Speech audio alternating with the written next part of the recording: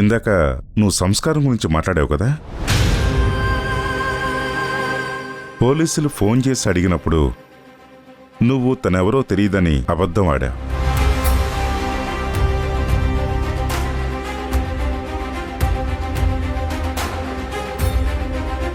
తను ఎవరో తెలియదు అని.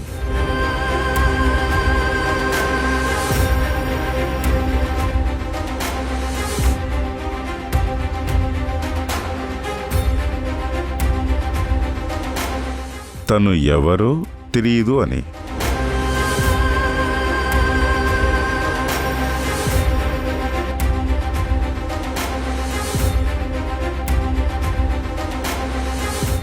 ఊరు కాని ఊరు తీసుకొచ్చిన నీ కొడుకు ఇంట్లో పని మనిషిగా వదిలేసి వెళ్ళిపోతే నువ్వు పంపించరాని చోటికి పంపించి నిందలు వేసి ఆ జైలు గోడల మధ్య మగ్గేలా చేశావు.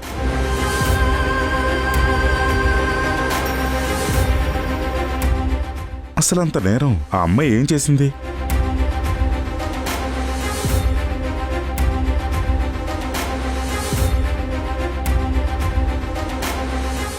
అనుకోకుండా నేను పోలీస్ స్టేషన్కి వెళ్ళాను.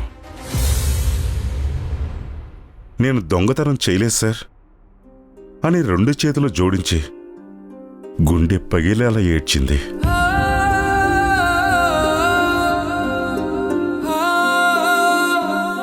అది చూసి ఏ మనిషి గుండెైనా ఆగిపోతుంది.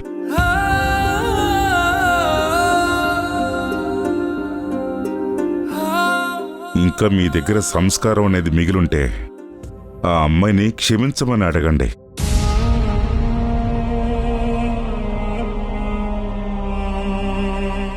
తనిప్పుడు నాతోనే వచ్చింది.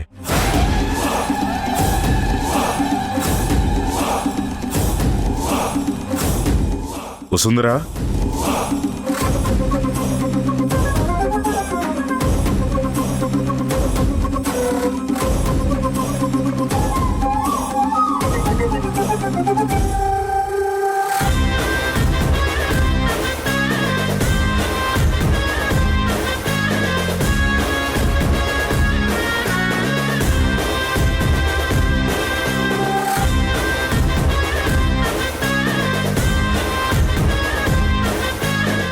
రామ్మా.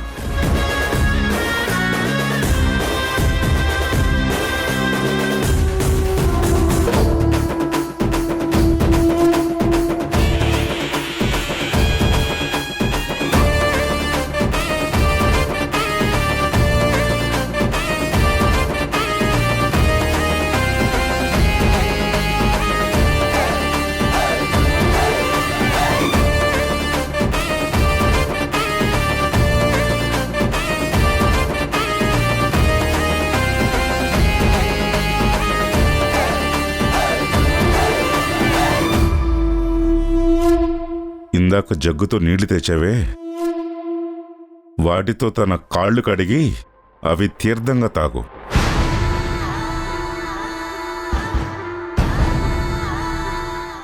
అప్పుడైనా నువ్వు చేసిన పాపాలు తగ్గుతాయి.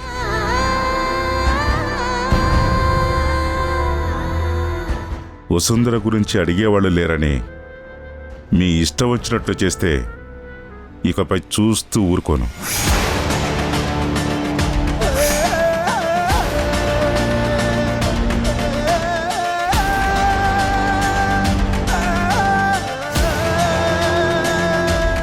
తను కనిపించకుండా పోయినా కూడా, తన ఒంటి మీద చిన్న గీత పడ్డా కూడా నేనే స్వయంగా పోలీస్ స్టేషన్కి వెళ్ళి మీ మీద కంప్లైంట్ ఇస్తాను.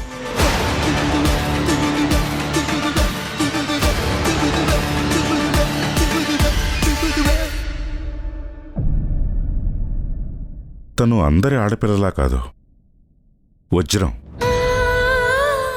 ఒక్క రోజులో తను ఇంటిని దేవాలయంలా మారుస్తుంది.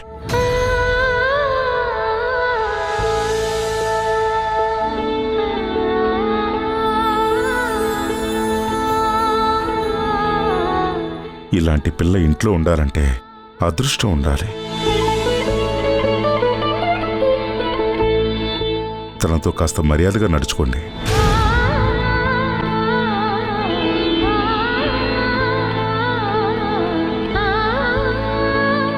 అమ్మా, ఈ ఇల్లు కౌరవ సభ లాంటిది. ఇక్కడి నుంచుందే తిను 100 మంది కౌరవులతో సమానం.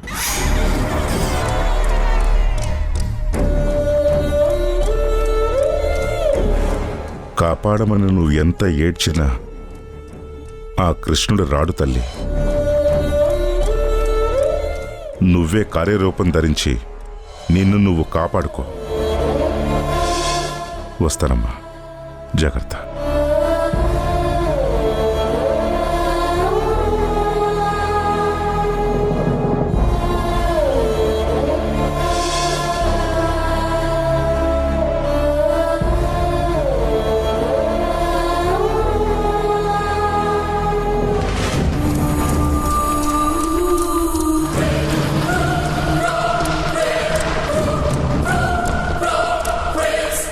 జరిగిన విషయమంతా మా నాన్నకి చెప్పి ఆయన మనసులో నా మీద ద్వేషం కల్పించాలని నీ ప్లాన్, అంతే కదా?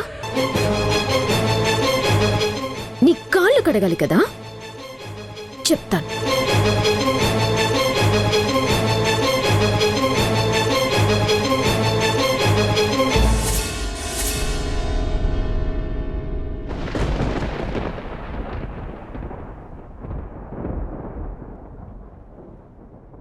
పోలికలని పొరలలోన అడుగులు ఉన్నా, పొరపడిన పగకు నేనే పావును కానా. దోషమేది చేయకున్నా దోషిలాగా ఉన్నా, పాసమున్న ప్రేమలన్నీ నెలరాలుతున్నా. ముందు చూపు లేక చేసే సాయం, నింద మోసి నిండుకుందా న్యాయం. ఇన్ని దిక్కులున్న దిక్కులేకిలా, బాధ నీరు కూడా భాష లేక గొంతు మూగబోయనా. పొగిలినంతలోన పొంత నిండలేని నిండు వేదనా. నేరమెవ్వరిదో దారి తప్పి నిన్ను చుట్టి వేసనా.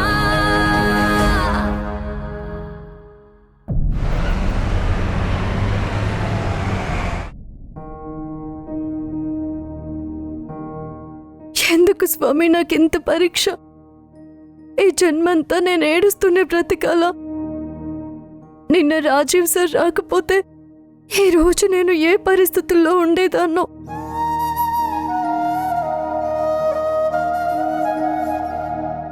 తలుచుకుంటేనే భయంగా ఉంది. దాదాపు 8 గంటలు జైలు గోడల మధ్య కన్నీళ్ళు ఇంకిపోయేలా ఏడిస్తేనే గాని నీ మనసు కరగలేదా?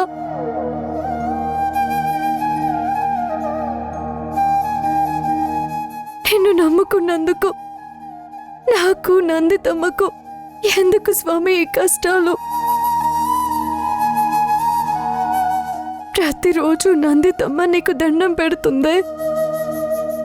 తన భర్తని దూరం చేసి తనని నడవలేని దాన్ని చేసి నీకెందుకు స్వామి ఇంత సంతోషం?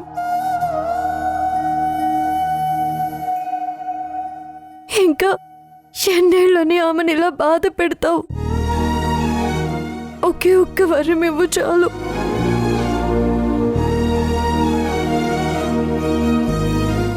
తను వీల్ చైర్ వదిలి నడవాలి, మళ్ళీ కాలికి అందలు కట్టాలి.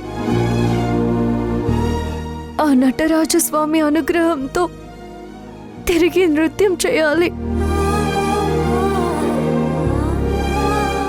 తనని నడిచేలా చెయ్యి స్వామి, నడిచేలా చెయ్యి.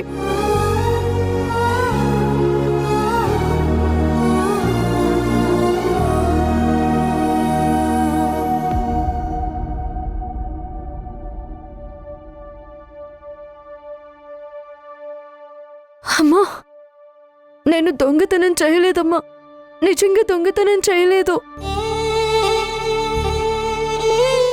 నీ కన్నీళ్లు తుడవడానికి కూడా నాకు చేతులు లేవు తల్లి.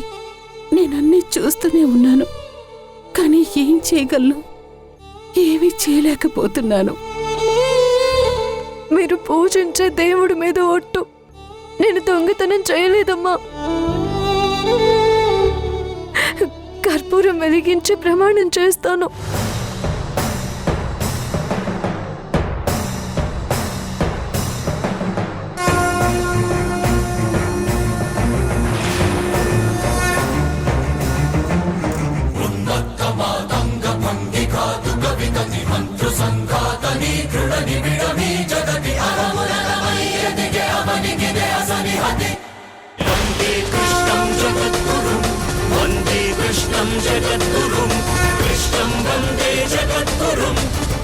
ఆ దేవుడి మీద ప్రమాణం చేసి చెప్తున్నాను, నేను చెప్పేది నిజం.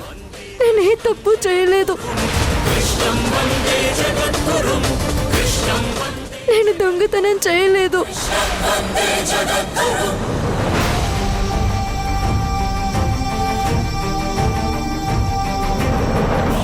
బరువై పుడమికి బరువై పెరిగిన ధర్మజ్ఞానిని పెరుగగా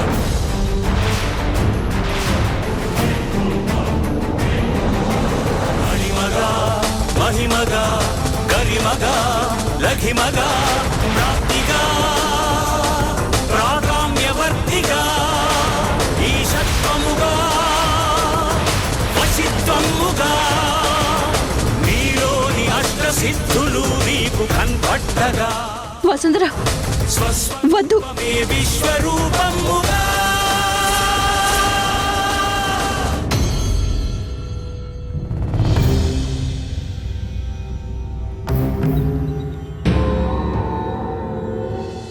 ఏంటి వసుంధర ఈ పిచ్చి పనులు? నందిత అమ్మ నిన్ను పూర్తిగా నమ్మారు. నువ్వు రాలేదని కంగారు పడ్డారు తెలుసా? సరిగ్గా తినలేదు కూడా.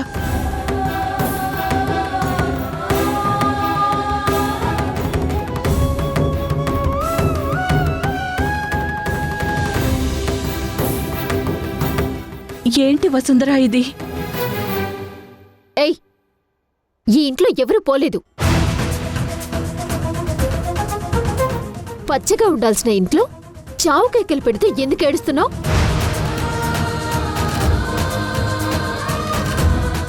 నువ్వు తిరిగి వచ్చినందుకు మేం కదా ఏడవాలి. మల్లిక ఆంటీ నిన్ను పిలుస్తున్నారు. రా రా.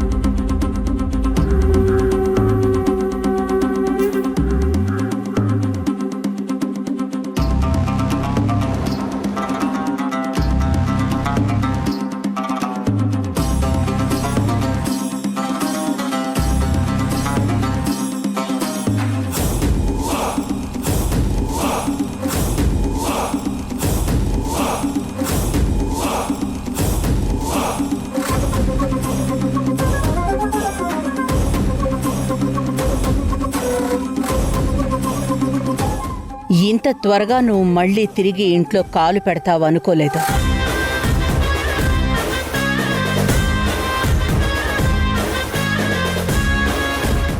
ఈ ఇంట్లో నువ్వెవరు?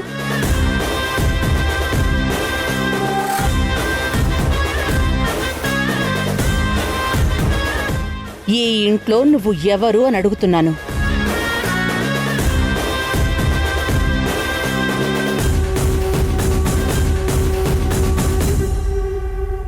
పని మనిషిని. ఓ, నీకు ఆ క్లారిటీ ఉన్నందుకు సంతోషం. ఇంత జరిగిన తర్వాత ఈ ఇంట్లో పని మనిషిగా తిరిగొచ్చావా?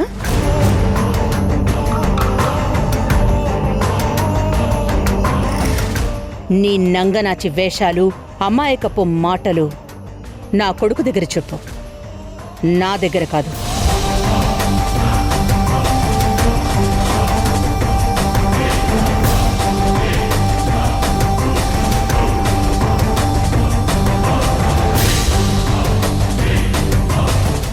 ఈ ఇల్లొదిలి నువ్వు వెళ్ళాలంటే నీకేం కావాలి చెప్పు. మంచి ఉద్యోగమా? ఇల్లా?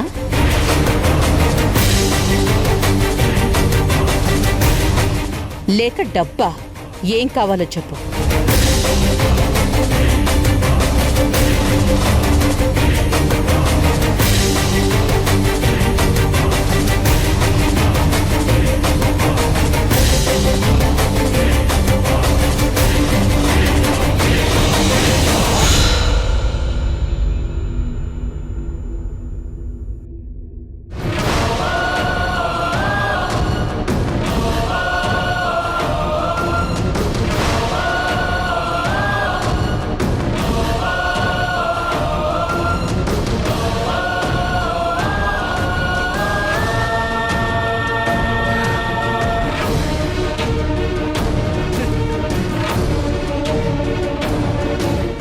ధ్రువ సార్ చెప్పే వెళ్ళిపోమ్మనే ఒక్క మాట చాలు.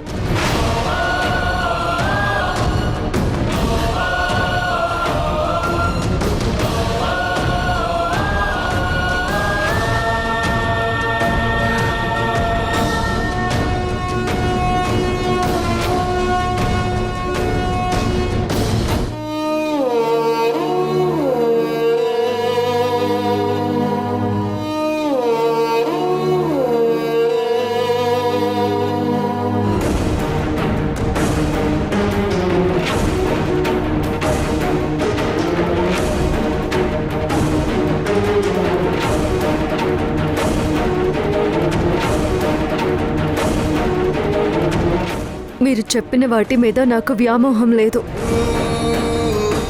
ఈ ఇంటికి కోడలు కావాలన్న అత్యాశ లేదు.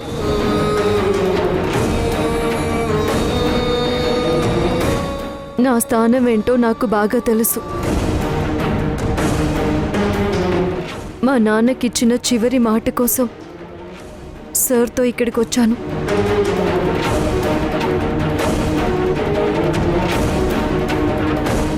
ఆ మాట నుంచి నన్ను విముక్తిరాల్ని చేయండి. సంతోషంగా వెళ్ళిపోతాను.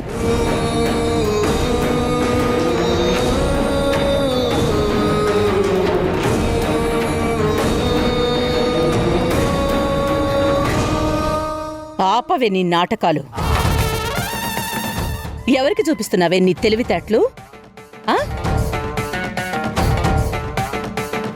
నిన్ను చాలా తక్కువ అంచనా వేశాను. చెప్తే వినే రకం కాదు నువ్వు.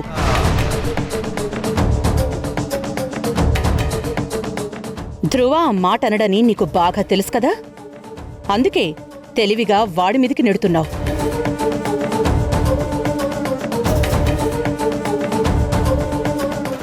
నిన్ను ఈ ఇంట్లో నుంచి ఎలా బయటికి నెట్టాలో నాకు బాగా తెలుసు.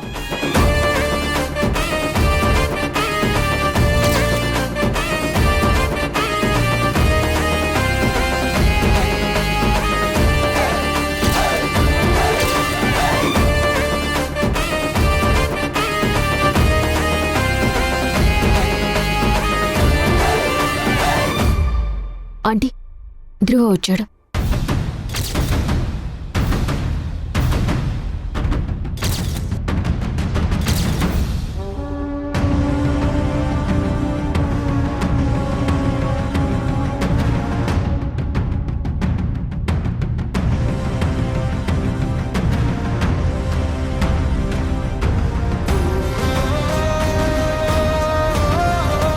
వసుంధరా, వసుంధరా, వసుంధరా, వసుంధరా,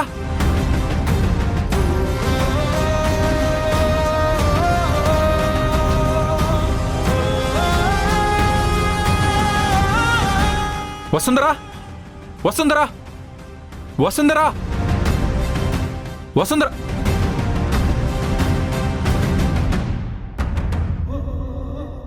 ఇక్కడ ఎవ్వరికీ చెవుడు రాలేదు, అరవాల్సిన అవసరమూ లేదు. వసుంధర ఎక్కడా?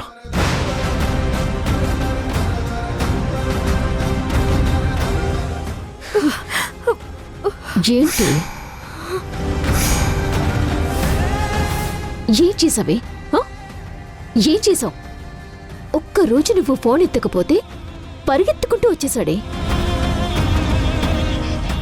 అంతలా ఏం మందు పెట్టావు? చెప్తాను నీ సంగతి.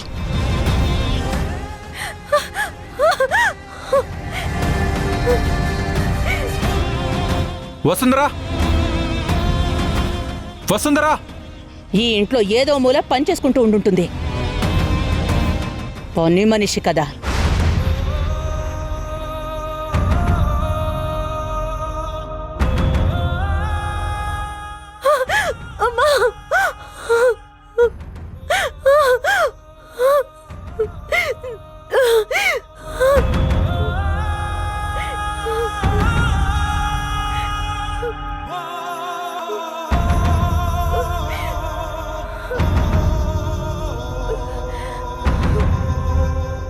ఇంట్లోనే ఉందా? ఇంకా తన ఇంట్లోనే ఉందని నమ్మిస్తున్నారా? నీకు భయపడి ఎవరికీ ఆశ్రయం ఇవ్వలేదు, నిన్ను నమ్మించడానికి. ఎస్టేట్లో పనులు మాని రావాల్సిన అవసరం ఏంటి నీకు? తను ఇంట్లోనే ఉందని నన్ను నమ్మించాల్సిన ప్రయత్నం చేయాల్సిన అవసరం లేదు.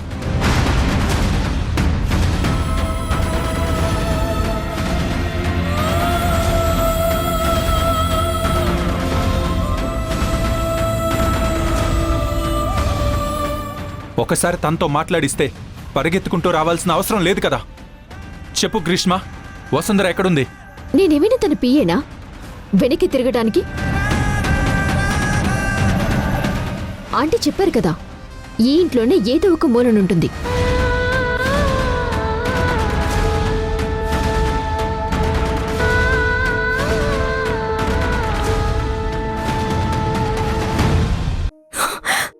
చేతికి ఏమైంది? కాలినట్టుందే. పూజ గదిలో కొద్దిగా తెలియదే తెలియదే ఇది వరకెప్పుడైన మనసుకే ప్రేమొకటుందని, నిజమిదే రుజువిదే ఎదలో మొదలైంది అలజడే, ఏమో